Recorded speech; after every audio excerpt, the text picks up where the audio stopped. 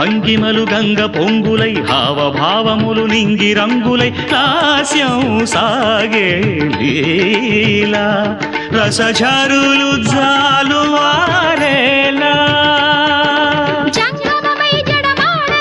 జలపాత గీతముల తోడుగా పర్వతాలు ప్రసవించిన పచ్చని ప్రకృతి ఆకృతి పార్వతి కాగా అందే